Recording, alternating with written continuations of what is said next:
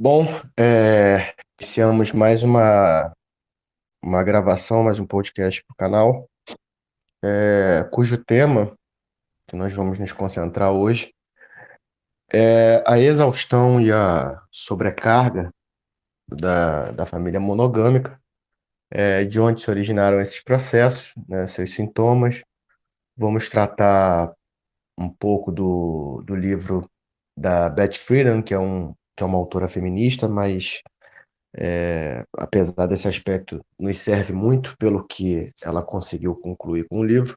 Embora as conclusões delas sejam distintas da nossa, existem elementos ali interessantes para serem aproveitados, para a gente compreender certos fenômenos típicos, especificamente da sociedade americana ali dos anos 50 e 60, que, que é um dos focos de idealização da família monogâmica, que é vulgarmente chamada família margarina, né? A falta de dinâmica, a atrofia, as limitações, a sobrecarga que a família monogâmica possui, especialmente no nosso tempo, e explorar um pouco as alternativas que nunca são tratadas, nunca são vistas, né, no aspecto geral da sociedade, porque discute-se tudo menos o aspecto da poliginia, que ainda é uma discussão muito marginal, muito marginalizada, em todos os âmbitos. Então, eu passo a palavra aqui para o Fábio, para que ele dê suas considerações iniciais aí. Bem,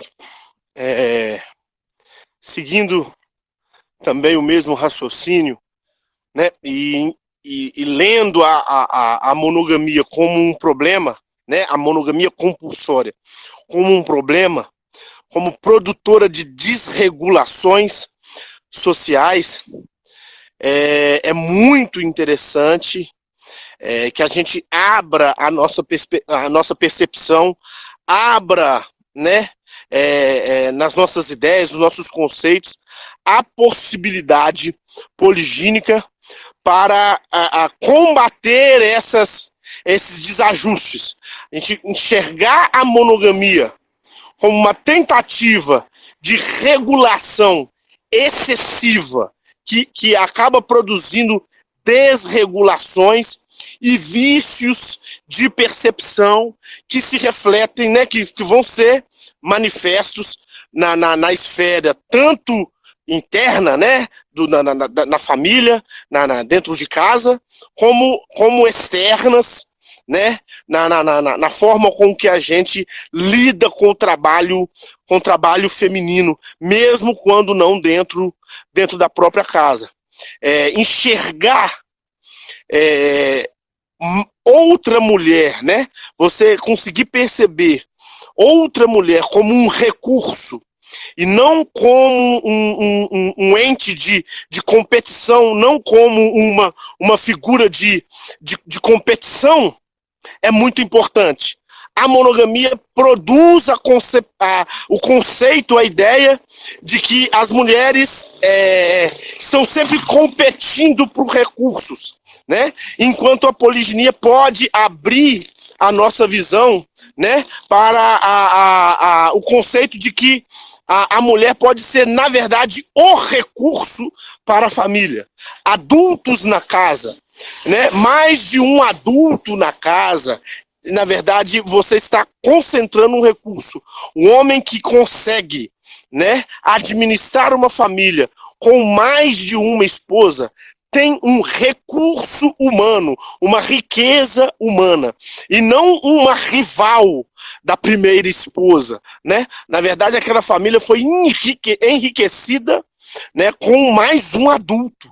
Ela foi enriquecida com mais uma figura feminina, né? Eu sempre falo sobre o círculo das mulheres, né? E é esse círculo das mulheres que foi danificado ou quase mesmo que extinto dentro da civilização ocidental.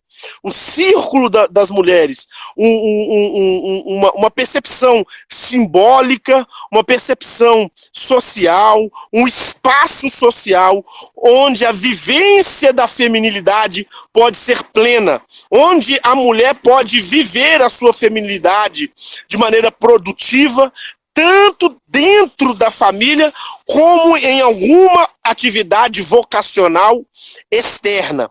A poliginia facilita em muito essa formação desse círculo feminino, dessa vivência, dessa esfera, desse mundo feminino, né? Enquanto a monogamia empurra, né, para um dissolvimento dessas percepções de feminilidade, empurra a mulher para uma vivência, para uma performance, muitas vezes masculinizante e insalubre, né? E que gera essa insatisfação, né? Essa coisa dúbia, incoerente, né?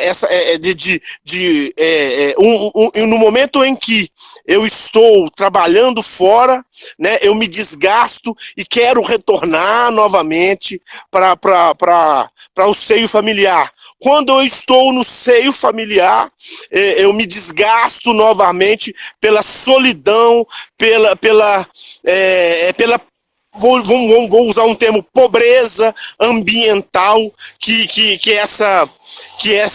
esse isolamento pode produzir. Então a gente vê uma dinâmica que não funciona em nenhuma das situações, nem fora de casa e nem dentro de casa. Por quê? Porque nós temos o apagamento, nós temos o fechamento, a destruição desse círculo feminino que em civilizações, em sociedades, onde a poliginia é regulamentada, ele se mantém. Né? Em sociedades onde você tem essa cooperação feminina, essa noção das mulheres como recurso e não se degladiando em uma competição por recursos, que é essa concepção ocidental, né? Quando você tem essa formação desse círculo das mulheres, você tem esse benefício de conseguir produzir um ambiente saudável em qualquer um desses sentidos, tanto dentro de casa como fora de casa. E o que eu estava falando, inclusive com o Bruno antes da gravação, até mesmo os homens, né, as famílias que não por algum motivo não serão poligínicas, serão beneficiadas pelo símbolo e pela manutenção social desse círculo feminino, né? Dessas possibilidades femininas. Eu costumo brincar, já falei isso aqui outras vezes, que usando termos que são limitados, mas são os termos que a gente tem, né? Que um patriarcado, né? Uma manifestação patriarcal saudável sempre gera um matriarcado, né? Eu costumo usar mais ou menos esses termos, porque se você tem uma estrutura bem fundamentada, com um reconhecimento de liderança masculina poligínica, você vai ter um ambiente saudável para as mulheres. Se você tem uma regulação, uma liderança saudável, né, por parte dos homens, se você tem um vigor masculino social, esse vigor masculino produzirá um ambiente capaz de proteger e cuidar e manter mulheres de forma saudável. Então, um bom patriarcado sempre forma, né? Ele é a única condição capaz de formar realmente um matriarcado de maneira interna, né? Então essa é a possibilidade, né, quando você se abre para a poliginia, né? Enxergando a monogamia, como eu já disse, como uma aberração antropológica, como uma intervenção, como uma tentativa desastrosa de regular a sexualidade. É isso. Passo a ver. Na década de 60, uma autora feminista chamada Beth Friedan. Ela escreveu uma obra que nos círculos feministas de segunda onda é uma grande obra, né? Chamado A Mística Feminina.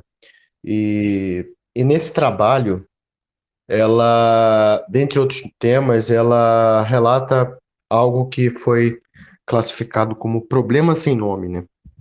Que se, que se definia como uma grande crise existencial que as mulheres passaram a ter naquele momento da sociedade americana, especialmente ali o tecido social da família de classe média, né?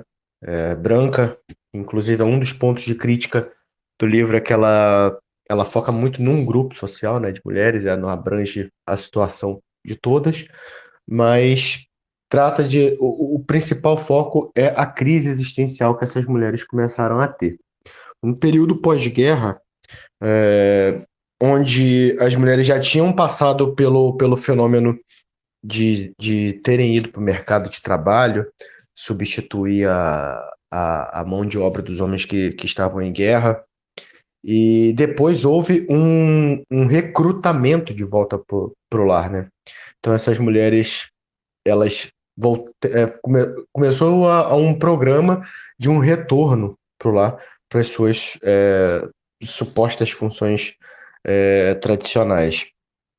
Mas se observou na época que a busca por tratamentos psicológicos, psiquiátricos explodiu. Inclusive, foi nessa época também que explodiu o mercado de calmantes, né? Substâncias farmacêuticas, de forma que atenuassem esses sintomas. E naquele momento, naquele período, tanto a classe médica quanto a classe mais intelectual, ela não conseguia definir bem o que essas mulheres tinham. E é por isso que tem o famoso nome de problema sem nome, né? Porque ninguém sabia exatamente é, o que era que estava acontecendo com a mulher. Porque era um momento de prosperidade econômica, de prosperidade material, mas as mulheres estavam literalmente surtando, né? Crises histéricas e tantas outras formas de problemas psicológicos. Então a Beth Friedan ela vai trabalhar em cima disso, de forma a o que acontece com essas mulheres. E ela entende que o que elas estão sofrendo, que elas estavam exteriorizando naquele momento, era simplesmente a crise existencial proveniente, na concepção dela, do enclausuramento e da atrofia das possibilidades femininas em relação à sociedade, em relação à sua função existencial, devido ao patriarcado, a um suposto patriarcado. E naquela época, seguindo uma conceituação mais precisa de patriarcado, para nós não existe patriarcado ali naquele momento, né? Então ela entende que é mais um episódio da história da humanidade onde a mulher ela foi enclausurada e o homem definiu seu papel e ela foi atrofiada e perdeu, né, as suas potencialidades existenciais plenas. A única coisa que ela parece, não somente ela, mas outras autoras feministas parecem não compreender bem, é que as mulheres elas já tinham passado por um momento de suposta emancipação. Elas ingressaram no mercado de trabalho, elas ingressaram nas universidades, elas se formaram, elas se profissionalizaram, voltaram para o lar, mas esse problema continuava a existir, né? Quando elas finalmente se emanciparam, foram para o mercado de trabalho, para as frentes acadêmicas, intelectuais, esse problema ele se manifestava de outras formas, né? Aí já se vinha a sobrecarga típica de um mundo cada vez mais exigente em termos de produtividade, e uma crise se tornava outra. ela voltava para casa e experimentava a mesma crise que ela estava experimentando antes de alcançar a tão sonhada emancipação. Então, esse problema pode ser sem nome para esse pensamento dual social.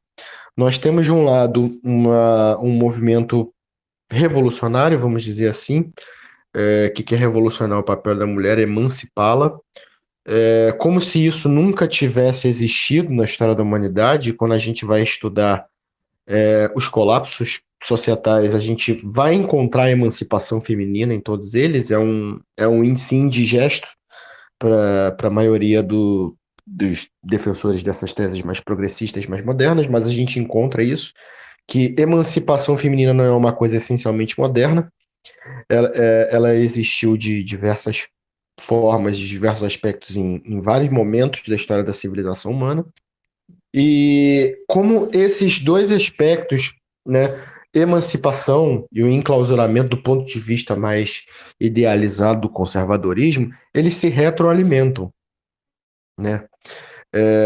E a gente não pode desassociar a monogamia desses modelos idealizados de famílias atomizadas, que perduram desde Roma, e os seus eventuais problemas, e como eles se retroalimentam.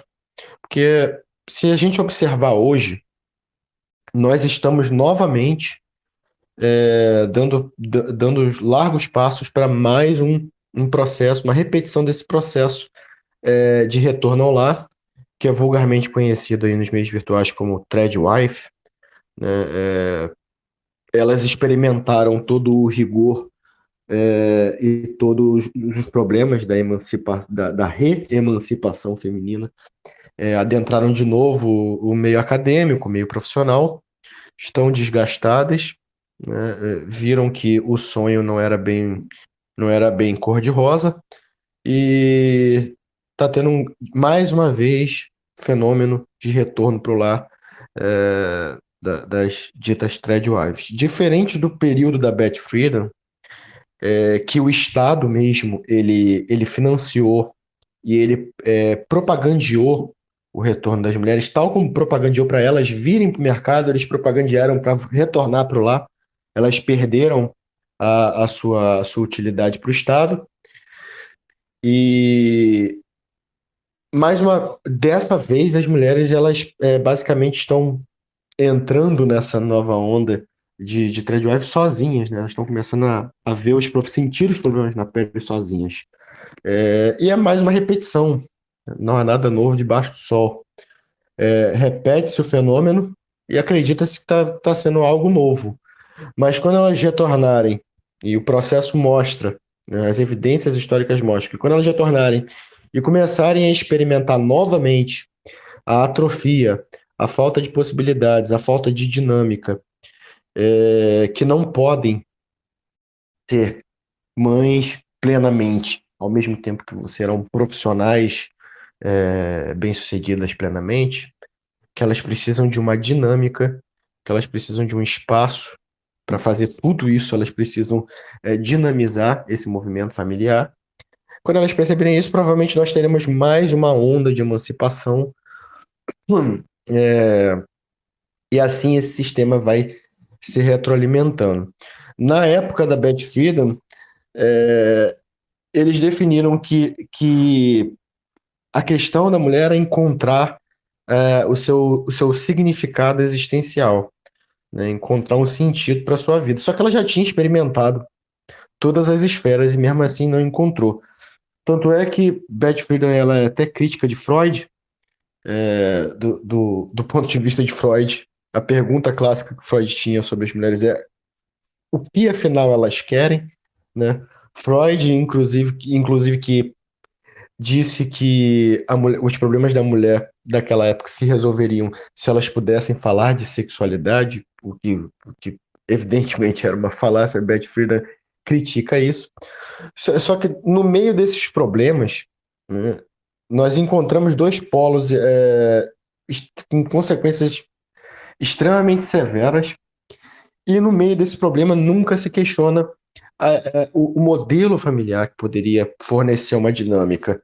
né, uma mediania para que a mulher estivesse tanto no ambiente doméstico quanto no ambiente profissional, né? Pelo menos do nosso ponto de vista, um ambiente mais vocacional, né? Não simplesmente puramente técnico, como do mercado de trabalho generalizado.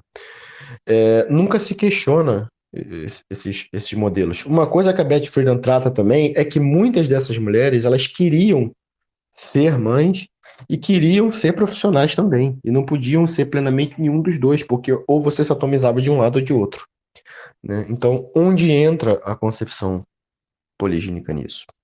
Que nessa falta de dinâmica, a mulher entrava em crises existenciais nos dois polos extremados, né, de possibilidades.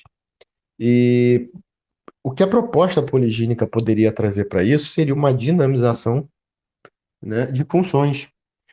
Uma mulher que superou esse aspecto que nós tanto comentamos, de rainha do lar, né, a dominadora do lar, ou a dominadora do mercado de trabalho, e aí ela já perdeu em muito seu aspecto feminino, mais genuíno.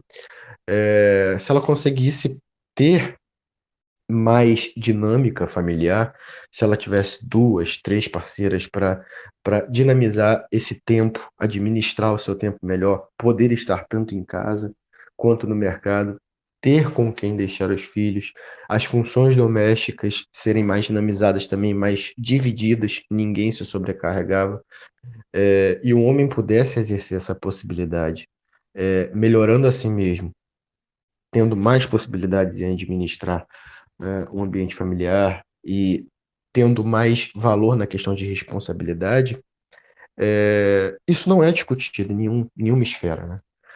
Talvez sejamos os primeiros a analisar a obra da Betty Friedan desse ponto de vista. Uma coisa que nós costumamos bater na tecla é a dinâmica que a família poligínica poderia fornecer, que é uma dinâmica que já existiu, mas que foi limitada pelo próprio efeito do tempo e do funcionamento social, que foi com a família estendida. Mas ela já está extinta também, porque a tendência das sociedades monogâmicas são atrofias e atomizações familiares, né, com casamentos aí, dos últimos índices que a gente pôde observar, duram entre 14 e 19 anos. E com esse afastamento, com o advento das grandes cidades, com a tendência a diminuir tudo, inclusive moradia, apartamentos, etc., aquela coisa toda, o destino das famílias monogâmicas tem sido a atrofia cada vez mais forte das suas possibilidades, a atomização de seus membros, né? A mulher isolada, o homem isolado no mercado e o filho isolado como filho único, como a gente tem a epidemia de filhos únicos aí, porque estas famílias que tanto idealizaram como perfeita, que vem desse período de boom econômico, é, elas atrofiaram e cansaram, chegaram a um nível de exaustão tão grande que os filhos se tornaram um estorvo, a vida doméstica se tornou um estorvo, e o cansaço, a exaustão chegou, e as consequências chegaram. Então, esse é o nosso ponto de vista inicial do trabalho da Betty Friedan, e as consequências que isso trouxe, e como nós estamos passando mais uma vez por esse fenômeno de retorno, agora com os crescentes movimentos conservadores, do retorno, desse retorno atomizado da mulher para o lar, que não vai resolver tudo, né? Uma coisa que vem sendo crescente nos círculos conservadores é que esse retorno da família tradicional, que eles insistem em chamar de família tradicional, mas é uma família artificial, porque toda construção monogâmica compulsória foi uma artificialidade produzida pelo Estado com fins de controle. Eles insistem que isso vai resolver grande parte dos problemas da sociedade moderna, e não vão, né? Então, é esse o tema que a gente quer trazer hoje. Eu passo a palavra. Eu acho interessante, muito interessante, falar sobre essa artificialidade e da impossibilidade que a gente percebe do Ocidente, né, da cultura ocidental, se autoavaliar nesse sentido. O dogma monogâmico, ele atingiu a civilização de forma tão profunda, ele foi tão cravado no imaginário das pessoas, que a possibilidade hiporigínica está aí diante de todos, mas não é vista, não é percebida. Então a gente tem um elemento de moral, um elemento de dogma religioso, né? Principalmente aí a bandeira levantada pelo cristianismo greco-romanizado, né? E que impede uma leitura realmente esclarecedora, saudável, né, da família no sentido antropológico, no sentido biológico, espiritual, né? A gente pode ampliar aí as esferas de análise, de reflexão. E o que acontece é que a civilização de base europeia, né, ela é adoecida ao nível de não perceber, né, ela é alienada ao nível de não perceber a própria doença, né? Eu costumo dizer que é como um paciente, né, na UTI ou no CTI, né, que sobrevive por aparelhos. O Ocidente sobrevive através dos seus penduricalhos tecnológicos, né? A sobrevivência dele está dependente, né, desses penduricalhos aí tecnológicos que ele mesmo construiu, porque organicamente ele já não tem mais a possibilidade de sobrevivência, né? No sentido de saúde social, o Ocidente já está adoecido a um nível terminal, né? A gente vê tudo se apontando para esse colapso cada vez maior da estrutura social, da questão econômica, da estrutura econômica, e a família tem tudo a ver com isso, né? Essa atomização familiar, essa família nuclear diminuída, como o Bruno bem colocou, essa família atrofiada, é uma família doente, é uma família que sempre produz essa questão cíclica de um problema a ser resolvido, esse dilema do papel feminino, né? Da onde a mulher se encaixa. Por quê? Porque houve essa diminuição, esse apagamento desse círculo feminino, onde a mulher poderia se realizar de modo pleno, onde ela teria um espaço para se desenvolver humanamente, para passar por aquele processo que Jung chamou de individuação, né? Que Jung chamou de individuação, de você se desenvolver, de você se ajustar como indivíduo, como ser humano. Então a mulher não passa por esse processo de individuação dentro desse molde monogâmico, dentro dessa questão de uma masculinização, né, do uso do que eu chamo de falo de plástico, né, dessa visão de que é na performance masculina que está a sua realização, que é também um equívoco. Isso já traz um problema grave de percepção da realidade, de valorização da própria feminilidade, né? Então nós temos todo esse problema, aquilo que o Freud chamou de inveja do falo, né? Que eu já utilizei aqui outras vezes, essa mulher inclinada a enxergar no masculino o poder e não perceber o poder da própria feminilidade, né? E não se resolver dentro da esfera do feminino. Está aí, mais uma vez,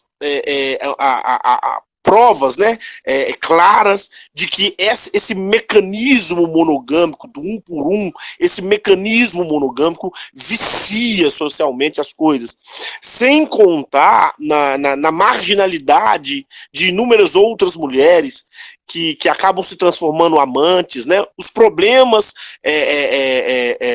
caóticos que o Ocidente lida desde a antiguidade, né?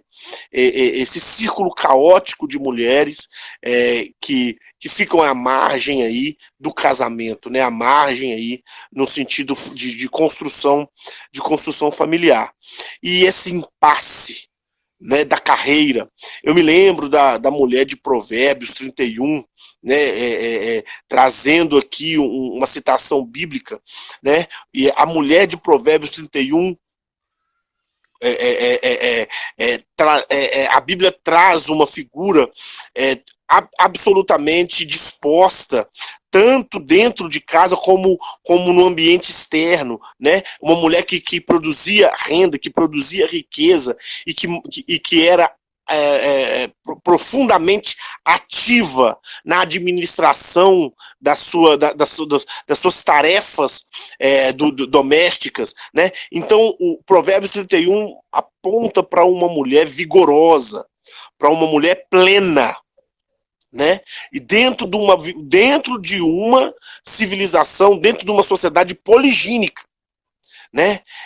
Quando é que uma sociedade monogâmica, né, dar espaço para uma mulher produzir aquilo que foi dito em Provérbios 31? Eu digo que jamais, né? Porque o próprio imaginário monogâmico, o simples imaginário monogâmico já produz distúrbios em relação à feminilidade, né? O imaginário monogâmico sozinho, né? A simples exigência de exclusividade partida da monogamia, né? Introjetada dentro da mulher, a simples exigência de exclusividade é suficiente para adoecê-la. Porque será uma tensão constante, né? O ciúme sexual, ele produz na mulher uma amargura constante, porque aquilo não faz parte da sua estrutura fundamental como mulher, né? Então, o próprio ciúme sexual que a monogamia naturaliza nas mulheres, né? O imaginário monogâmico diz que o ciúme sexual é natural também da mulher e não só do homem, né? Só esse imaginário já é adoecedor, já é uma limitação para a individuação, já é uma limitação para a individuação. E agora nós trazemos à tona também essa questão do desajuste social que a monogamia pode trazer, que a monogamia compulsória pode trazer. O Bruno bem lembrou da questão de Roma, né, da greco-romanidade, que lidava, né, com essas situações, né, que flertava com o caos, né, e infelizmente o Ocidente ele manteve essa mesma estrutura adoecida e que é fadada sempre, né, a esse desmoronamento, né, e essa tentativa de ressurgir, de se reconstruir sempre com os mesmos vícios, por causa desse dogma, dessa construção familiar. Então, é a oportunidade da gente repensar, né, de revalorizar essa questão, é a possibilidade das mulheres conseguirem ter uma sororidade real, uma irmandade verdadeira, e de se enxergarem como recurso uma para outra, né? Uma para outra. As mulheres não podem se enxergar como competidoras, e sim como aliadas nesse círculo feminino, nessa construção familiar, né? A emancipação feminina legítima, né? Essa plenitude do feminino legítimo só pode acontecer com a possibilidade poligínica. E isso tanto no sentido interno, psicológico, do imaginário, de um bem-estar com a própria feminilidade, né? Com um ajuste da própria feminilidade, como num sentido de dinâmica social geral, tanto dentro da família como de uma forma coletiva. Passo a palavra. Bom, vamos passar a palavra aí pro amigo Anderson.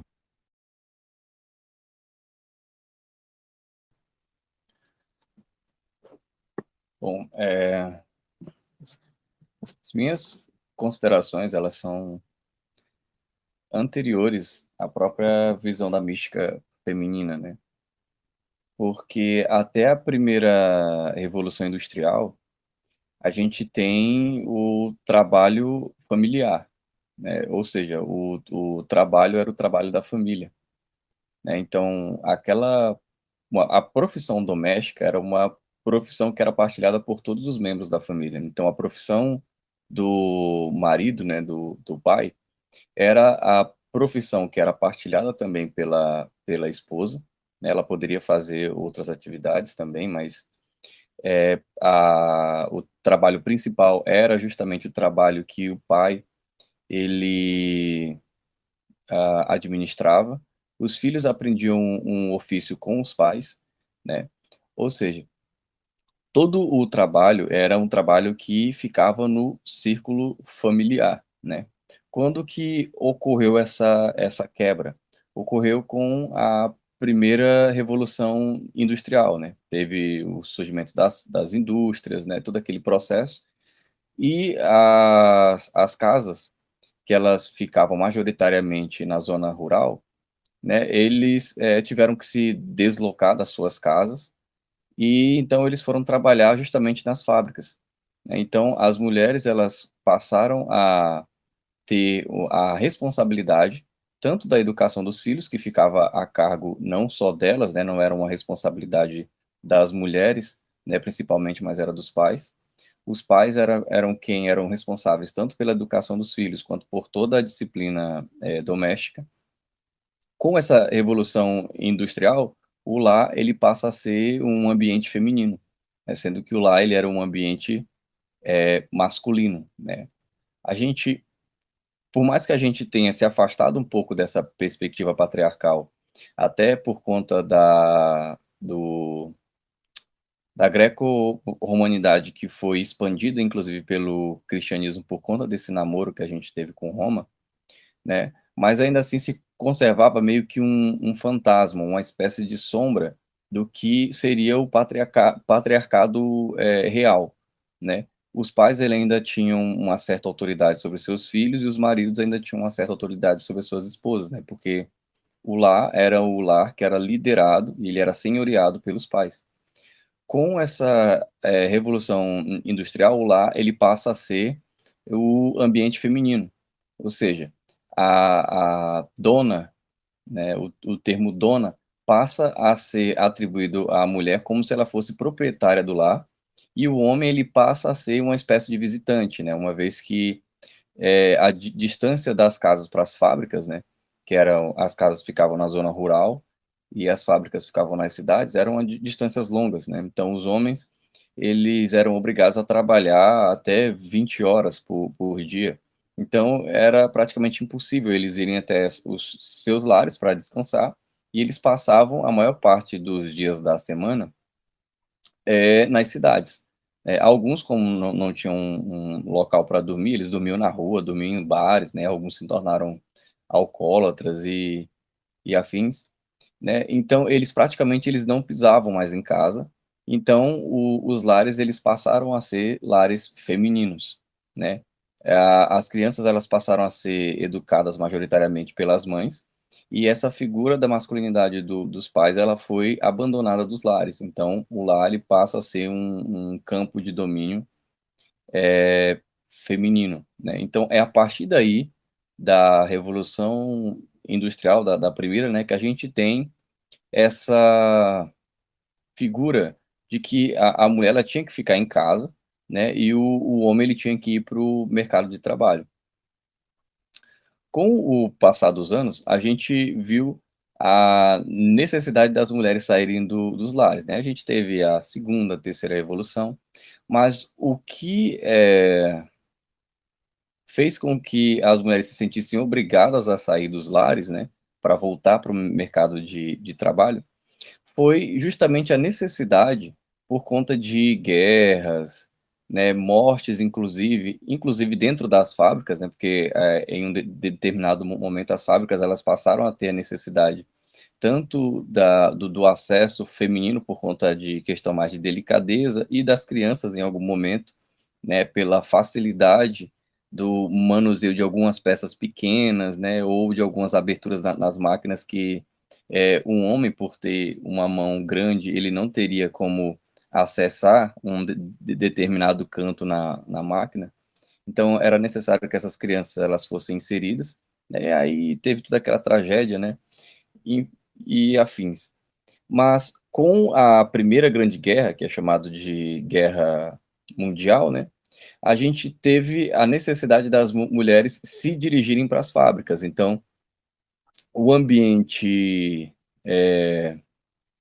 do mercado de trabalho, que era majoritariamente masculino, ele passa a ser também um ambiente agora feminino por questão de necessidade, tanto necessidade de mão de obra quanto necessidade de sustento dos seus lares, né? Porque guerra sempre tem baixa, então os homens acabam morrendo, né? E o sustento do Estado também por conta justamente das guerras de destruição, fornecimento do Estado, ele é escasso, então as mulheres elas se viram obrigadas a ir para o mercado de trabalho, né? Mas um evento interessante é que ocorre na década de entre as décadas de 10 e 20, que é a noção do complementarismo que foi trazido inicialmente pela visão progressista, né? Porque até então, mesmo em toda essa configuração, a gente ainda preservava uma noção de diferenciação hierárquica entre homem e mulher, marido e esposa, mas o movimento visto como progressista na época, né, das décadas de 10 e 20, surge a noção do complementarismo, né? E esse complementarismo, ele traz justamente essa figura da dona de casa, né, e do homem enquanto esse provedor, né? Isso é tão sintomático, porque a visão que era vista como progressista nessa época, na década de 10, 20, ela passa a ser agora, no século 21 e mais enfático, na nossa época, uma visão tradicional conservadora, né, que é aquela expressão que o Bruno colocou aí como as tradwives, né, ou do próprio do tradicional conservadorismo, os tradcon, né?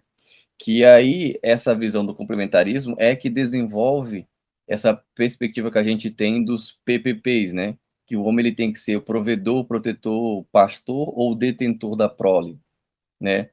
O que eu acho mais interessante é que na década de 10 e 20, esses PPPs não tinham essa perspectiva do pastor, porque ele era complementar, né? Ou seja, o homem ele tinha que ser provedor, protetor e o detentor da prole, né? Ele tinha que ter prole, ele tinha que ter filhos. Só que quando ocorre essa conversão, né, já para o nosso período aqui, para o século XXI, as mulheres, as tradicionais conservadoras, elas quem decidem se elas querem ter filhos ou não, né? Até por conta do advento da pílula e dos métodos anticoncepcionais que as mulheres têm agora, né? Então, esses PPPs, que era provedor, protetor e o detentor da prole, né, que seria esse outro P, ele tem que ser agora bifurcado, por esse último, né, o detentor da prole. Porque o homem ele tem que continuar sendo provedor, ele tem que continuar sendo protetor, mas agora ele não decide mais se ele vai ser pai ou não. Quem decide é justamente a mulher, porque ela tem os métodos, inclusive, para enganá-lo, né, em relação à paternidade. Né? Ele pode querer ter filhos, ela pode tomar um anticoncepcional e ele acaba não tendo filhos. Então, para se encaixar mais nessa perspectiva, né, uma vez que é essa noção restauracionista conservadora, né, que inicia não com os conservadores, mas com as progressistas, esse detentor da prole agora ele tem que ser bifurcado e ele pode ser convertido em pastor, ou seja, ele é meramente um líder, né? E aí o Bruno ele falou sobre essa epidemia de filho único, né? Que às vezes a em alguns casos, esse filho único ele nem vem, porque uma vez que as conservadoras elas têm a autoridade, né, de decidir se querem ter ou se não querem ter os filhos, então o homem ele não é mais o detentor da prole, Então ele acaba sendo meramente o pastor, ou seja, ele é, entre aspas, o líder, porque ele assume a total responsabilidade de provisão, proteção e também do pastoreio, né, de ser o condutor, digamos assim, mas ele não recebe nenhum benefício, ou seja, ele não recebe nenhuma autoridade, né? Mas voltando sobre essa a questão desse cansaço, o cansaço ele surge também, né, esse cansaço, esse de desagrado, porque essa autoridade que deveria ficar sobre o homem, ele acaba sendo assumido pela mulher, né? E a mulher, ela não tem essa capacidade de assumir todo esse peso que deveria ficar sobre o homem, inclusive esse peso da liderança, né? Porque a liderança que um homem tradicional conservador, ele diz que tem, ou que ele acredita ter, é na verdade, para parafrasear aqui o Fábio, é uma liderança de plástico também, porque ele só tem o direito de assumir as responsabilidades, mas a autoridade ele não tem nenhuma, né? Então, assim, ele tem o direito, entre aspas, de ser provedor e ele tem o direito, entre aspas, de ser o protetor. Só que, na verdade, o que a gente chama de direito é, na verdade, um dever que é atribuído a ele, mas ele não recebe nenhum benefício, né? Então, ele só se coloca como aquele que tem que doar alguma coisa, sempre tem que entregar alguma coisa, mas ele nunca recebe autoridade, né? E a gente sabe que se você só tem deveres, né, e você não tem nenhum direito, né, um ente que ele só tem deveres e ele não tem direito nenhum, ele é meramente um escravo, né? Por quê? Porque as mulheres tradicionais conservadoras, elas estão em busca de privilégios, né, meramente privilégios. Elas querem o privilégio de serem providas, serem protegidas, né, serem lideradas, né? Ou seja, elas querem receber tudo isso simplesmente pelo fato de existir. E o mais engraçado é que isso gera um desconforto, isso gera uma exaustão. Por isso que elas acabam não se sentindo realizadas. Por quê? Ah,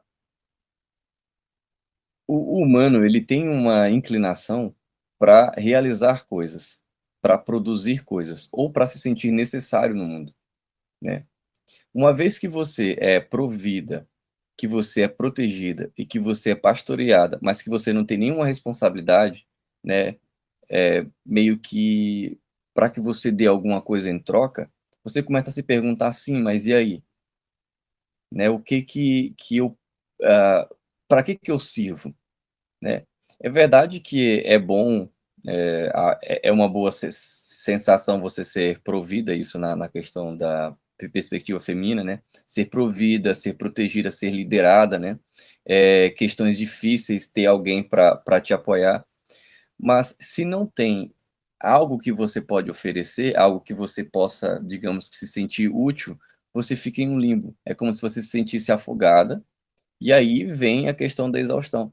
A exaustão emocional, porque você fica se perguntando por quê, né? Qual é o seu merecimento? O simples fato de você existir, né, já garante que você tenha todas esses privilégios, né? Mas aí tem o outro lado, né, que não é simplesmente a questão dos privilégios. Quando a gente fala sobre privilégio, a gente já está falando mais sobre, eu não gosto dessa expressão, mas é a expressão que é bem utilizada nos nossos dias e não só aqui no Brasil, né, em outras partes também, que é a questão direita e esquerda, né. As mulheres de direita, elas estão à procura simplesmente de privilégios, né, então elas querem, receber tudo simplesmente pelo fato delas existirem. Então elas existem, somos mulheres, então necessariamente nós, merecemos tudo isso, né. É o marianismo trazido de volta. Só que isso gera aquilo que eu já falei, gera essa crise existencial de você procurar o seu lugar no mundo. Você não tem um lugar no mundo, porque você vive, parasitando de um modo pendente, como se fosse uma espécie de predador, né. Isso gera uma crise. O outro lado é que, já parte desse espectro que eles chamam de esquerda, né, que são os progressistas e tal.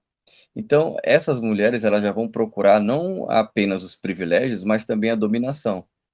E aí, quando essas mulheres elas caem na busca pela dominação, elas procuram assumir toda a autoridade e responsabilidade que deveria vir sobre os homens. E o que que gera? Traumas. Isso gera, mais uma vez, problemas. Por quê? Porque é o peso de você realizar todas as necessidades estruturais por você ser uma mulher, mas você assume responsabilidades que você não deveria assumir, que são a responsabilidade de homem. Então você emula o comportamento masculino e você é obrigada, por natureza, a também responder às necessidades femininas. Então é como se fossem 2 corpos habitando em um, né. E, um desses corpos, ele precisa de uma energia que você não produz. Você não produz estruturalmente, né, isso no ques na questão biótica, na questão psíquica, inclusive na questão social, né, você não tem essa capacidade, então o que é que gera? Gera aquele discurso da dupla jornada, da tripla jornada e por aí vai, né. O problema não é a mulher trabalhar ou não trabalhar, né. A questão é que, quando uma mulher ela tenta se comportar ou agir da maneira masculina, ela acaba, trazendo para si uma carga tão pesada que ela colapsa. E quando ela entra em parafuso, né, quando ela colapsa, a gente vê a gritaria, inclusive em redes sociais, as mulheres reclamando sobre a questão de que os homens eles, estão sendo acomodados e tal, todo aquele discurso, mas é porque é mais um indício de que elas estão sofrendo por assumir algo que elas não deveriam assumir, né. E aí a gente pode até se questionar, de onde é que, qual seria essa solução que a poliginia ela poderia trazer, né, nesse emaranhado aí, em toda essa confusão de privilégios, dominação, provisão, né, tradicionalismo, progressismo, conservadorismo, todo esse problema, é porque na poliginia a gente encontra uma estrutura que todas as peças, né, vamos utilizar essa expressão, elas estão bem encaixadas, né. Cada um entende o seu lugar, cada um entende sua função, sem o complementarismo, seja ele progressista, seja ele conservador. A gente, encontra cada um dentro de sua função, em uma ordem hierárquica, em que se cada ente dessa estrutura, entende qual a sua função e a maneira correta do seu funcionamento, o que a gente tem é diminuição de traumas, a crise existencial de sempre se questionar: "Quem sou eu?" ou, "O que eu estou fazendo aqui? Então para que eu nasci? Qual é a minha finalidade?", ela acaba, porque você não precisa se questionar, uma vez que você já se encontra na posição que você deveria estar, né. Essa ânsia do homem por responsabilidade, né, porque todo homem ele é inclinado a se responsabilizar, por alguma coisa, né, isso é tão verdade que inclusive na nossa estrutura, biótica, né, na maneira do funcionamento do nosso corpo, a gente já é condicionado a assumir vínculos e a liderança, isso traz de volta também a autoridade masculina. Porque, o homem ele não assume só as responsabilidades, mas ele também acaba assumindo a autoridade, né, então ele não fica, com uma liderança capenga, né, seu funcionamento capenga. Não, ele assume tanto a parte de se responsabilizar né, pelas mulheres, se responsabilizar pelos seus filhos, assim como a autoridade sobre eles, né. E as mulheres elas abandonam toda essa sanha e essa inclinação à dominação dos homens, para que elas se sintam mais livres, sintam mais tranquilas e que elas não tenham tanto peso. É o peso da responsabilidade de liderar, né, que é uma função masculina. Aí eu passo a palavra agora. Pois bem, perfeitamente. Colapsos societais são essencialmente colapsos familiares, né? Nós estamos passando aí por um colapso societal muito forte. Nós temos um declínio populacional aí batendo batendo no pescoço já, especialmente no Brasil. Os últimos números dos nascimentos caíram muito, e quando a gente fala de nascimentos, a gente fala de nascimentos de péssima substância, porque existe uma porcentagem grotesca de nascimentos onde nem o registro do pai tem, os números são alarmantes. Em que sentido isso interage com as consequências desses processos de dissolução e de ressignificação da existência? Porque todos eles se baseiam efetivamente em, em moldar, remoldar a estrutura familiar para velhos erros. Então, quando a gente insiste em modelos sociais em que a figura de autoridade do pai já não existe mais, em que sequer é positivo você querer casamento, porque hoje você entra com todos os deveres e com nenhum direito. A mulher adquiriu uma quantidade de poder em termos jurídicos absurda, né? Que em nenhum momento da história isso existiu, só agora vem existindo, de forma que supostamente mitigue as opressões e as injustiças que elas sofreram, e o resultado disso é colapso de sociedade, colapso populacional. Nós temos aqui no Brasil, especificamente, o problema da questão da previdência. As mulheres estão no mercado, estão ativamente no mercado, mas a nível de observação social, elas não foram engrandecidas existencialmente, muito pelo contrário. Nós temos agora a explosão aí do mercado de prostituição virtual, que é uma coisa alarmante. Então, assim, esta é a colheita que se fez da suposta emancipação da mulher. E esses movimentos, né, esses aspectos de movimentos conservadores, né, que geralmente só visam em conservar velhos erros, que a gente já viu que não dá certo em vários aspectos, e só produz as aberrações que começam a encabeçar os movimentos de emancipação, porque um erro vai levando a outro, né? Tentando reconsiderar esse bote salva-vidas do Ocidente, que é a família nuclear, né? A família idealizada. A família tradicional vai resolver todos os problemas, e não vai, né? Porque a doença já foi instalada e já está em estágios muito avançados. Mas retomando um pouco do tema do livro da Beth Friedan, em A Mística Feminina ela faz a seguinte consideração, abre aspas: na minha geração, muitas de nós sabíamos que não queríamos ser como as nossas mães, mesmo que as amássemos. Era impossível não perceber a decepção delas. Será que entendíamos ou apenas nos ressentíamos da tristeza, do vazio que a fazia se apegar demais a nós, tentar viver a nossa vida, comandar a vida do nosso pai, passar os dias fazendo compras ou desejando coisas que nunca pareciam satisfazê-las, não importa o quanto custassem?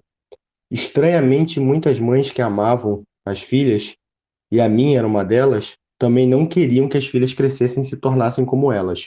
Elas sabiam que precisávamos de algo mais.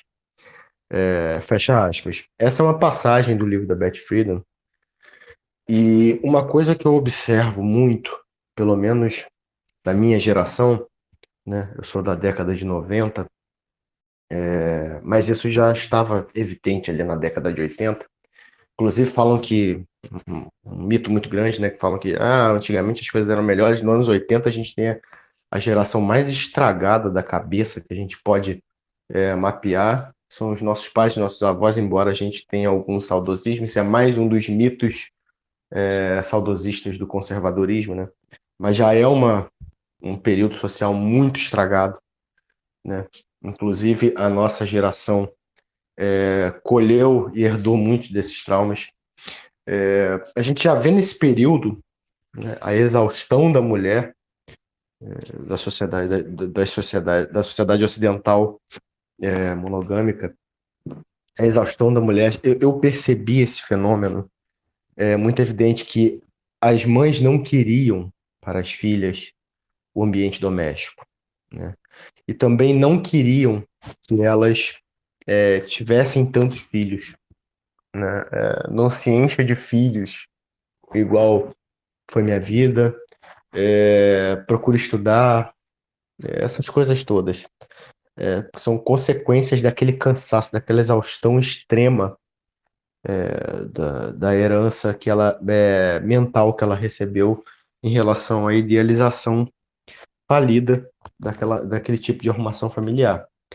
Uma família, via de regra, que se mantinha só por força do moralismo superficial, mas o moralismo que era mantido, ele só pôde ser mantido na base pelo menos no Ocidente, na base do amantismo, na base da prostituição e na base do bastardismo, né? Essa é a realidade da, da família tradicional, especialmente a família tradicional brasileira. É um tabu falar dessas coisas às vezes, porque o pensamento dual, tipicamente, especialmente aqui no Brasil, leva-nos a crer que se a gente não defender os valores conservadores, tradicionais, a gente está defendendo os valores progressistas, degenerados, e não quer visto o caminho do meio. Só que a gente tem que observar também os grandes problemas provenientes dessa idealização da família monogâmica ocidental, porque ela herdou todos os problemas de colapso societal que foi típico em Roma, né? Em Roma a gente sabe como Roma funcionava na base da prostituição, na base do amantismo, de festival de divórcios. Essa sociedade se desgastou e chegou a uma exaustão tão grande que começou a colapsar essas famílias. Todo o processo de decadência de Roma começa com a queda da pater potestas, com a queda da autoridade patriarcal e com a transferência desse poder cada vez mais para as mãos do Estado, um Estado divinizado por sua vez. Esses símbolos mudaram, mas sua substância, o seu significado não. Nós estamos passando por um processo de divinização novamente do Estado, onde o Estado toma o lugar do marido, né? Ele vai resolver todos os problemas, ele vai educar os seus filhos, ele vai resolver os problemas de conflito interfamiliares para você, então vai tirar toda a autoridade dos pais sobre os filhos e sobre a esposa, até que reste nada de significante no casamento para o homem. Junte a isso a um dos aspectos históricos, voltando ao que o colega falou sobre a Revolução Industrial, quando ocorre a explosão da necessidade de mais mão de obra para as fábricas, é aí que entra um dos elementos que para mim é extremamente problemático, pelo menos, que são as creches, né? As creches anexadas às fábricas, os pequenos currais humanos que se criavam do lado das fábricas, porque as mães não tinham com quem deixar essas crianças nas longas né, e exaustivas jornadas de trabalho que elas acabaram caindo também, criaram as creches acopladas ali às fábricas. Então, elas deixavam as crianças ali na mão de estranhas, né, de outras trabalhadoras, que por sinal também estavam deixando seus filhos em outros espaços ou deixando de ter, para servir a uma demanda industrial, uma demanda de mercado de trabalho. Não estamos muito distantes disso hoje, né? Nós temos as creches, as babás, etc., que são grandes gambiarras onde o Estado aplica o seu poder em todas as esferas, porque ele não só vai educar e delinear todo a estrutura mental e intelectual do seu filho, mas também vai colocar as rédeas da produtividade é, no marido, no homem e na mulher, né? Então, eles foram totalmente deslocados do ambiente doméstico, a criança também, e o ambiente doméstico, antes muito vivo, se torna fantasmagórico, né? Vazio. A casa é só um acessório, o lar é só um acessório onde as pessoas só vão se reencontrar para dizer boa noite, oi, tudo bem, vão dormir e na parte da manhã todos se separam de novo. É a total atomização dos indivíduos da família, que antes tinha uma organicidade, uma dinâmica, muito em conta por causa do fenômeno da família estendida, né? A família estendida, ela deu uma sobrevida para essa dinâmica familiar, mas ela já era caduca por si só, né? Ela já tinha um prazo de validade, porque a tendência do grande crescimento das cidades, das demandas produtivas, né, é o atrofiamento, é diminuir o espaço doméstico. São casas cada vez menores, famílias cada vez menores, porque são caras de ser mantidas, né?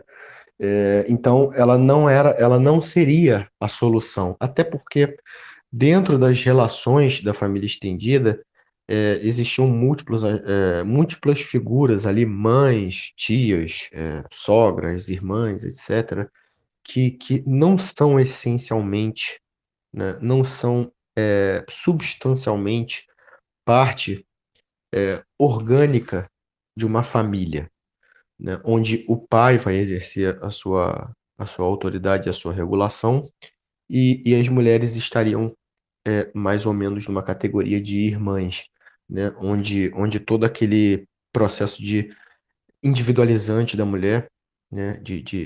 Processo de masculinização da mulher finalmente superado, né?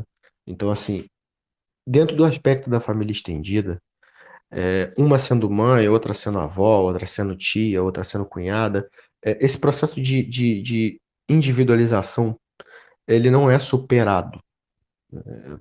O homem ele não vai exercer autoridade sobre essas outras figuras da família estendida e as mulheres elas não vão superar esse problema da questão do individualismo que já vai se instalar ali. Então, com o prazo de validade vencido, ocorre a atomização. Chegamos num período em que essa atomização e esse cansaço, essa exaustão, ela vai se manifestar de forma tão grande que ela vai buscar escapes, né? Então, e quais são os escapes, né? Quais são as formas de dizer eu quero respirar, eu quero ter um significado melhor para a minha vida? Manifesta na sociedade como filhos se tornando estorvo, né? Antigamente, um número elevado de filhos era desejado, hoje um já é um estorvo, porque é muito caro, porque para a ausência, o elemento da ausência doméstica produz a necessidade de você trabalhar cada vez mais para pagar outros tipos de serviço para deixar esse filho. Então, um já é o suficiente para consumir uma grande parcela da renda dessa família, porque ele vai ter que ser atomizado, preso numa creche o dia inteiro ou com a babá, porque o homem ele vai continuar saindo para trabalhar e a mulher também, nem muitas vezes por força de necessidade, mas por força de individuação mesmo, de que ela foi educada a, a ser uma profissional bem-sucedida, ela foi educada a ser uma intelectual, mas ela não foi educada a ser uma mãe, uma esposa bem-sucedida, porque isso se tornou uma espécie de tabu, uma espécie de degradação para ela. Só que existem problemas, existem elementos individuais, elementos naturais da mulher que só começam a gritar quando começam a bater o relógio biológico delas. Então, hoje a gente também tem um fenômeno muito grande de mulheres que estão chegando nos 29, 30 anos e elas querem consumir a ideia de maternidade também. E aí, depois de ter perdido todo o vigor da sua juventude, né, e tudo que ela poderia proporcionar em termos disso, ela procura ser mãe. A gente já sabe, e isso é até científico, não é nenhum tipo de preconceito, que já vai começando a ficar impróprio para a construção familiar. Muitas dessas mulheres têm cargas emocionais e de traumas muito grandes, né? Então ela procura o homem no sentido não de achar um marido, mas de achar um provedor de sêmen, né? Quando não vai direto para o mercado mesmo, o mercado de nascimentos que a gente tem hoje, desses bancos de sêmen, etc. E aí ela vai consumir mais um produto que é a maternidade, só que aí já se tornou muito impróprio, né?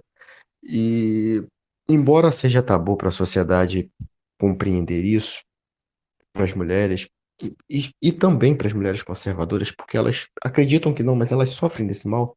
Elas estão inseridas na política, agora elas querem encabeçar a política, as ciências humanas, etc. É que não há, e o que a mulher ocidental precisa compreender, não há nada superior, não há nada que você possa fazer em sua vida superior à possibilidade de produzir um ser humano igual ou melhor que você, um ou mais. Não existe nenhuma pulsão que o Ocidente, as ideias, as idealizações que o Ocidente trouxe para a mulher, não existe algo maior que isso. E isso é compreender a própria natureza da feminilidade, né? Quando você não compreende a natureza da feminilidade, ou quando está inserido em espaços que não deram a oportunidade, ou te convenceram de que deveria se expressar de forma diferente do que a sua natureza consistentemente vem o cansaço, e a exaustão e o desprezo por essa natureza. Nós temos experimentos científicos nessa esfera que a mulher, quando deixa de se comportar como mulher, ela nunca mais, provavelmente nunca mais ela vai voltar a, a, a entender, a compreender substancialmente o que é a sua própria feminilidade.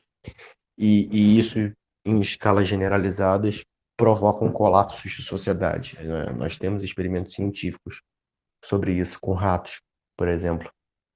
E enquanto a mulher não compreender que ela precisa superar, e um desses elementos de superação é essa ideia de exclusividade, essa atomização monogâmica, quando ela compreender que a dinâmica familiar com mais esposas inseridas no ambiente doméstico pode proporcionar tempo para a criação dos filhos, tempo para as funções domésticas, tempo para algum trabalho vocacional, esse é um outro aspecto que a gente costuma falar muito, trabalho vocacional, algo que possa engrandecer a sua substância feminina. Quando a vida dela se tornar mais dinâmica, ela vai parar de, de, de ficar pulando de fenômeno em fenômeno na sociedade, fenômenos cíclicos, né? De emancipação, de querer retornar pro problema da casa. E aí vai para a emancipação e queira voltar. E ela vai quebrar esse ciclo ocidental, que é um ciclo especialmente problematicamente ocidental. Então eu passo a palavra aí. Permitam ouvir tudo que vocês falaram e, claro, é dizer que eu sou novo neste mundo, tá? Então talvez eu fale alguma besteira, por favor, me perdoe. É, com tudo que eu ouvi, surgem um monte de perguntas.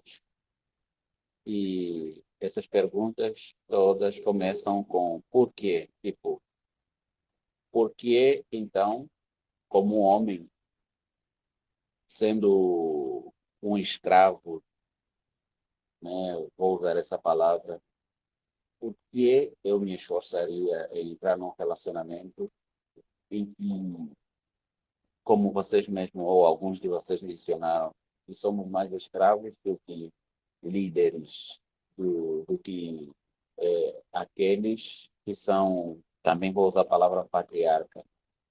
Por que entrarei num relacionamento se a mulher é mais um ser que está propensa a brigar contra você, né? Como o Fábio mencionou, né?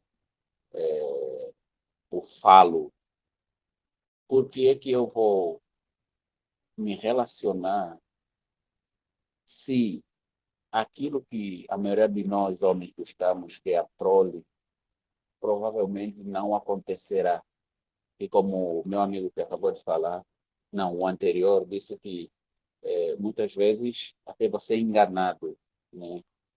Então, por que a gente, ou o que que a gente esperaria dessa sociedade, ou o que que a gente poderia fazer para mudar esse quadro, onde não há probabilidade de as mulheres, vou generalizar, darem um braço a torcer e dizer assim, tá, nós estamos erradas porque quem é casado sabe que, na maioria das vezes, mesmo que a mulher se pegue no erro, ela não vai dizer que está errada. E eu gosto de pensar que muitos de nós usamos injeção de autoestima e dizemos, não, mas essa escolha que eu fiz é a mais perfeita possível. Hoje eu conversando com alguém disse que está focando na carreira. Eu perguntei para ela, carreira e prole, o que é mais importante? Ela disse carreira. Mesmo depois de a gente conversar, essa pessoa ainda continuou fixa na carreira. Porém, eu percebi que ela recuou na certeza que tinha anteriormente sobre carreira. Agora, reconheceu isso? Não, não reconheceu. Então, meus amigos, por que então nos relacionaremos? Por que precisamos dar muro em porta de faca? E se há alguma solução, quais seriam essas soluções, visto que as parceiras não estão nem aí. E quando elas se arrependem, como meu amigo que acabou de falar agora, elas vão apenas buscar um cara para ser o banco de esperma.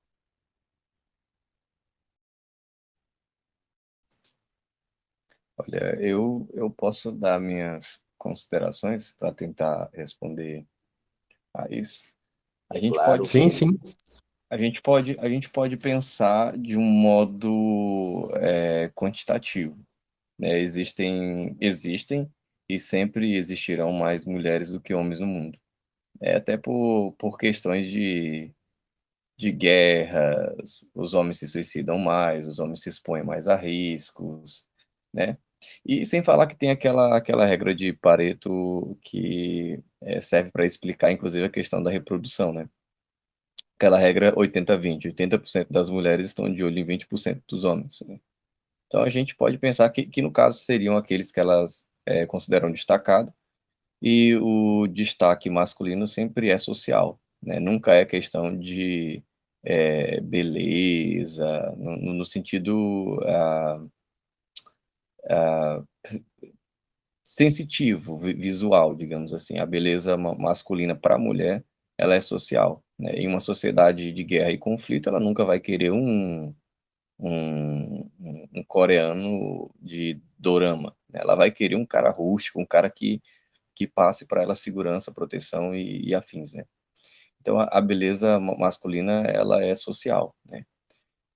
E por que que mesmo nesse ambiente insalubre para os relacionamentos, o homem ele deve se relacionar, né? Primeiro, porque a prole ela não é da mulher, né? Por mais que seja dito em muitos ambientes de que os filhos são da mãe e tal, todo esse discurso a gente sabe que é uma bobagem, porque a prole é do macho, né?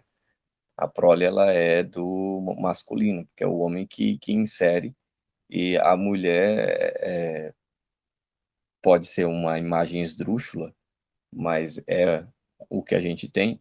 Ela incuba o filho que o homem deposita, né? Ela incuba o esperma que o homem ele deposita, né? E uma vez que existem mais mulheres no mundo do que homens, é, então algumas não são mulheres relacionáveis, né? E aí já diminui uma certa quantidade, né? Algumas elas não vão enxergar a beleza em serem mães, em serem inclusive submissas ao seu marido, né? Que no caso ele, por ser responsável por ela, também deveria ter autoridade sobre elas. Então essas mulheres elas não são relacionáveis, né?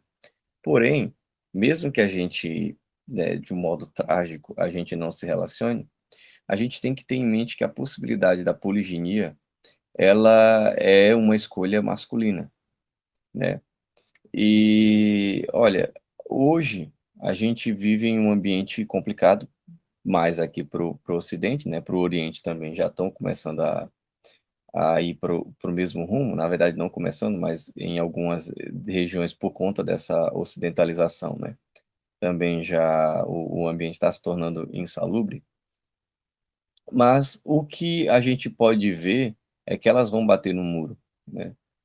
Se não no muro social, mas no muro genético, elas sempre batem, que é aquilo que o Bruno falou agora há pouco, sobre essa questão da idade, né? Tem mulheres que acreditam na ilusão que com seus 35, 40 anos, elas podem ter filhos quando elas quiserem, os filhos vão ser saudáveis, né, perfeitos, porque é aquela coisa, se você acredita que uma coisa vai acontecer, essa coisa vai acontecer. É como se o mundo todo se curvasse perante a sua vontade, né? Então, assim, tem muitas mulheres que batem no muro justamente pela questão da idade, né? Porque os melhores anos da vida de uma mulher são entre os 15 e 25 anos, né? Que é o período em que ela tá jovem, tá bonita, né? Então, ela é mais atrativa para os homens, porque os homens, sim, eles se preocupam com a questão da beleza é, é, da beleza visual,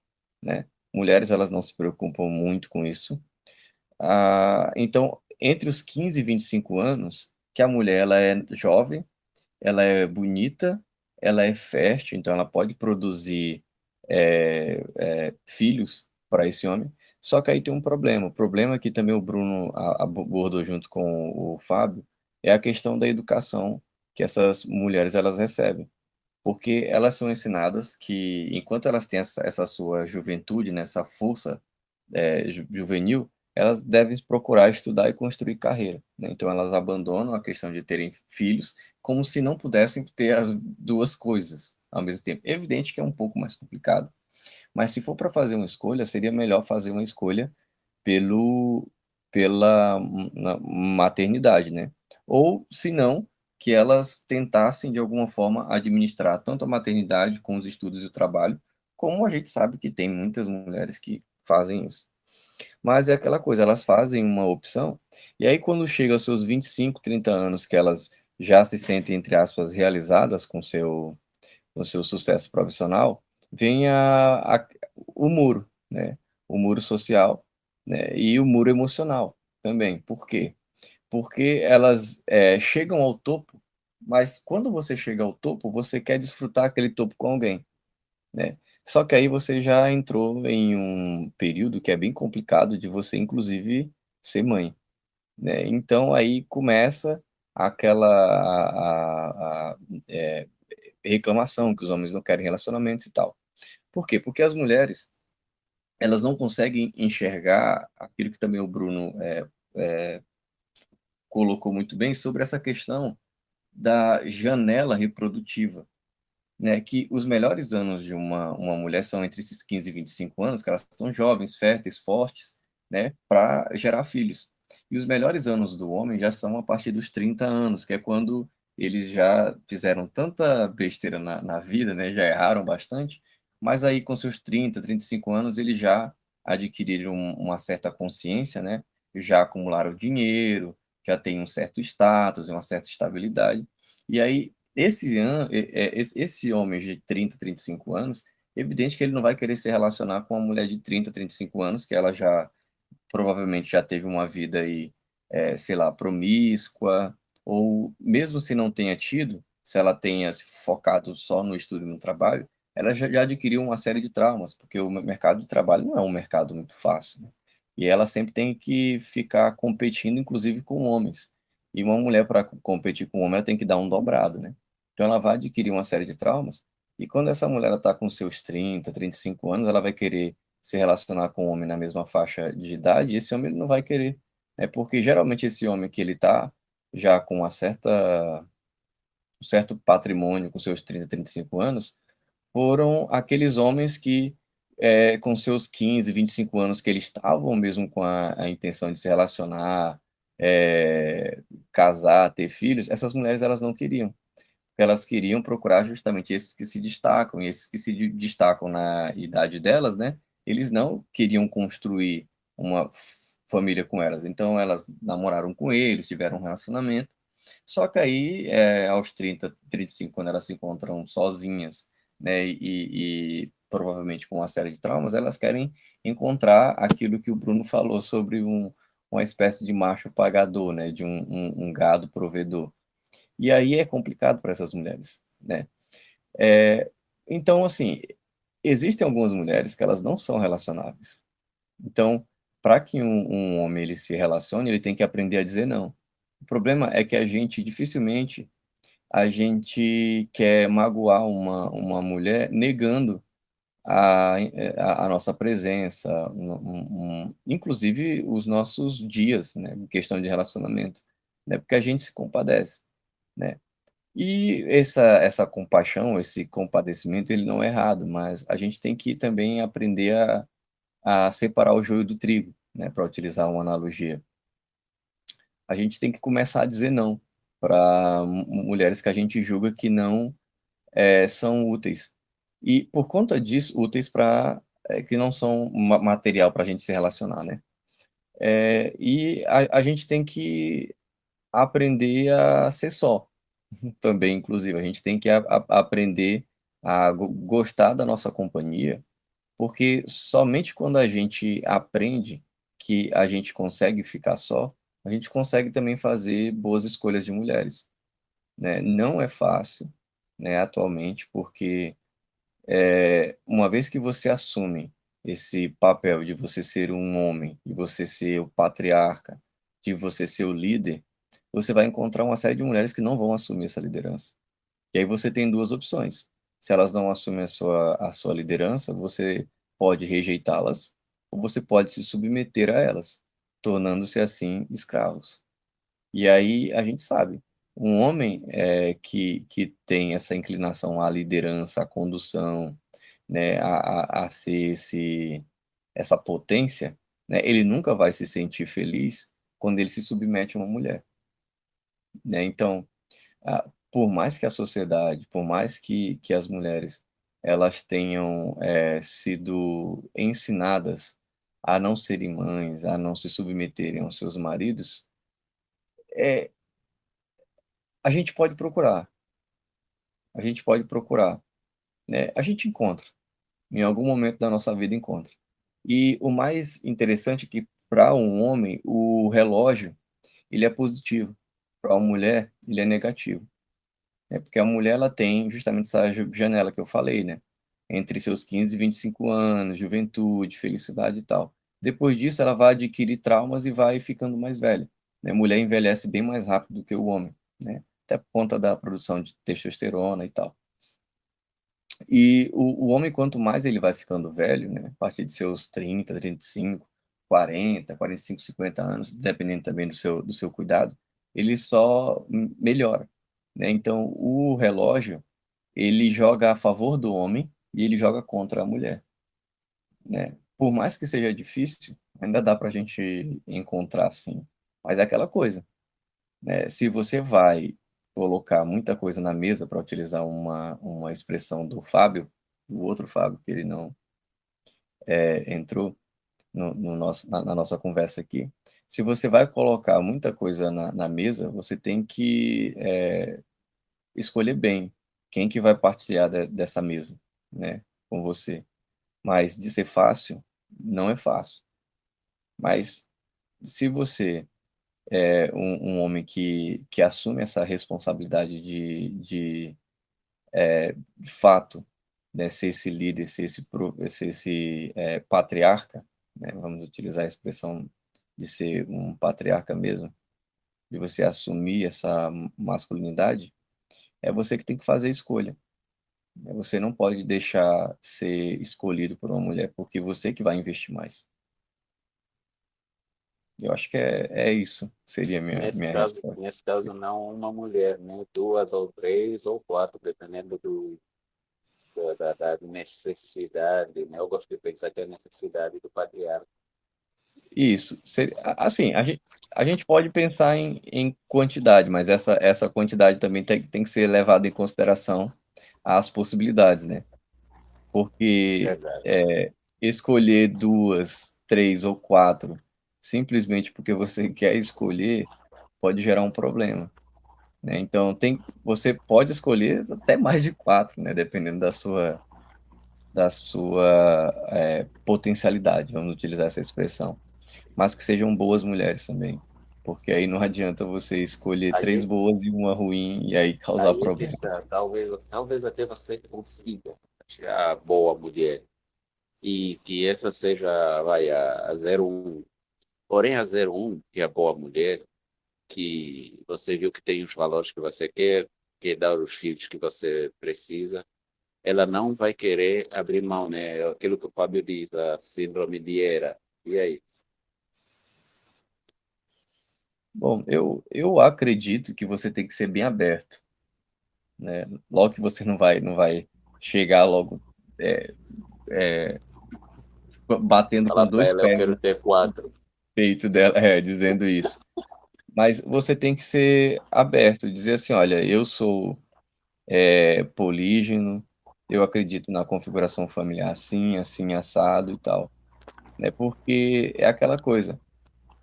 Eu, por ser cristão, né, eu acredito no pecado original e, portanto, toda mulher ela tem uma inclinação à dominação do homem. Se você não deixar bem claro tanto as suas intenções quanto a configuração familiar que você deseja, né? E você for meio que deixando, empurrando com a barriga, né? Deixando ela dominar aos pouquinhos, vai chegar uma hora que você não vai conseguir. E aí, de fato, essa síndrome de Era, né? Para utilizar essa expressão cunhada pelo Fábio, ela vai se manifestar gritantemente. Então, eu acho que é bom você deixar claro, né? Porque aí a primeira, a 01, né? A 01, ela não vai ser tão avessa, assim. Uma vez que ela já sabe, né, qual é a tua posição e que você não abre mão da liderança e do senhorio do seu lar. Bom, nesse caso, eu. É lógico, eu não quero complicar a sua vida, mas eu estou apenas conta. Sabemos nós que eu gosto de pensar que mulher tem uma qualidade que crianças têm, que é tentar vencer cansaço. E também mulheres têm a síndrome de médica. Eu vou ficar com ele, que ele vai mudar de ideia daqui a pouco. E então vocês vão construir relações e daqui a pouco, quando você decide colocar uma dentro, a 02 dentro, ela quer cair fora porque achou que você iria mudar e que você iria amadurecer. Usando as estratégias emocionais para que você mude. Então, aquele tempo que você investiu nesse relacionamento, preparando o caminho para a 02, você tem que voltar. Por quê? Porque a 01 não se agrada com essa decisão que ela já sabia, só que na cabeça dela você mudou de ideia, então você mudaria de ideia, você só estava testando. Olha, aí nesse caso, o erro estaria justamente nela, né? Porque, vamos lá, se um homem ele for ceder a chantagens emocionais da mulher, primeiro ponto é que um homem ele nem deve discutir com a mulher, porque se ele for discutir com a mulher, ele perde. Ele perde Verdade. não no sentido de, não, é porque ela tem bons argumentos, ou não sei o que, não, tal. É porque a mulher ela tem duas armas, que elas são inquestionáveis. É o que eu chamo de argumento ad hitrum, né, que quando você chama alguém de nazista, acabou a discussão, né? A primeira é que elas são mestres em manipulação emocional, né? Até porque é o campo que elas utilizam por conta de serem mais fracas, no sentido físico, né, e tal.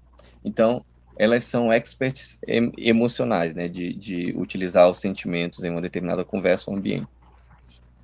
E o outro é o choro, né? Qualquer de discussão que você tiver com a mulher, por mais que você ganhe no argumento, ela pode chorar e você perdeu naquela hora, né? Então, assim, o correto para um homem é ele não discutir, com a mulher.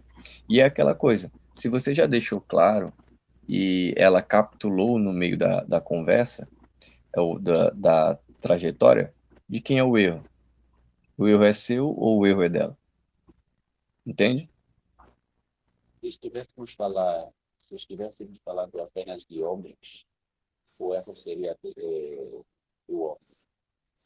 Mas como é entre homem e mulher, também não é só de homem. Porque mulher nunca está errada.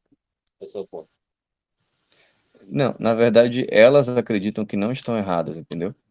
E Sim, a sociedade também, uma vez que a sociedade ela é configurada para o feminino, né, e essa é uma culpa nossa, porque os homens eles acabaram construindo a sociedade em servidão à mulher, né? Então, nesse sentido, a mulher ela sempre vai ficar correta perante a sociedade. Você pode fazer tudo que você, de correto, né? Mas no final das contas, caso o seu relacionamento ele venha a ruir, você ainda vai sair como errado, mas aí é a sociedade que vai definir, uma vez que a sociedade é configurada para a adoração feminina, então, no final das contas, você acaba recebendo essa pecha de errado. Mas se você já deixou claro, né, a configuração familiar que você deseja, né, e ela então aceitou, mas quando chega no momento correto, que isso é normal para uma mulher fazer também, ela capitule, né? Então, o erro tá justamente naquele que capitulou do acordo que foi estabelecido, entende? Mas assim, essa é uma situação complicada, mas a decisão se o marido deve ter uma esposa, ou melhor, duas esposas, caso ele queira, ou até mais, isso não é decisão da mulher, isso é decisão do homem, né? Uma vez que, caso ela não aceite isso, ela está sendo insubmissa e ela não está honrando com o compromisso que ela deveria honrar, que era o quê? De servir.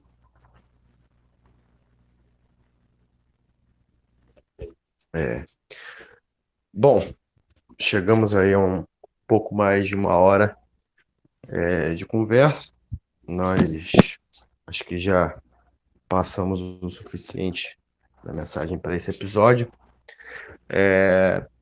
Retomando esse pensamento sobre emancipação feminina, ou esse retorno das tradwives, que, pelo menos na nossa concepção, é tanto quanto, né, um projeto feminista de atuação feminina quanto qualquer outro, são consequências, e que essa verdadeira sororidade feminina será alcançada dentro do ambiente poligínico, né? A superação desse aspecto atomizado. Então, dessa forma, encerramos nosso episódio. Agradecemos a todos por ouvir. Uma boa noite aos amigos aí. boa noite. Boa noite, Bruno. Boa noite, boa noite.